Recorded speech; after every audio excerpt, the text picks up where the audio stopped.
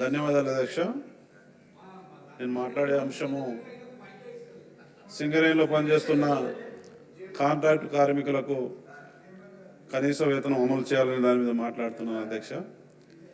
మన సింగరేణిలో మన తెలంగాణ రాష్ట్రంలో సింగరేణి వ్యాప్తంగా పర్మనెంట్ కార్మికులు 42,000 మంది ఉంటే అందులో సింగరేణిలో పనిచేస్తూ వివిధ విభాగాల్లో పనిచేస్తున్న కాంట్రాక్ట్ కార్మికులు 30,000 మంది ఉన్నారు అధ్యక్ష.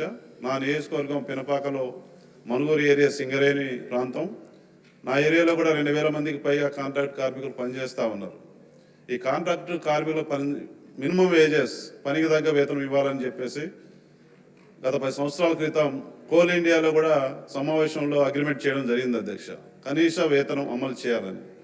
కానీ కొంత కోల్ ఇండియాలో కొన్ని స్టేట్స్లో అమలు చేస్తూ ఉన్నారు, మన తెలంగాణలో సింగరేణిలో అమలు కావట్లేదు.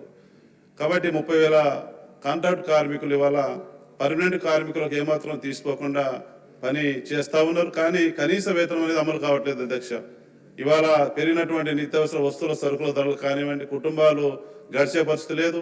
ఈ కాంట్రాక్ట్ కార్మికులు సింగరేణిలో పనిచేస్తున్న యొక్క పిల్లలు చదువులు కానీ వారికి అనారోగ్యం చేస్తే వైద్యం చేయించుకోవడానికి కూడా మరి ఇవాళ చాలీని వేతనాలతో ఇవాళ మరి గందరగోళంగా వారి కుటుంబాలు పోషణ జరుగుతూ ఉంది.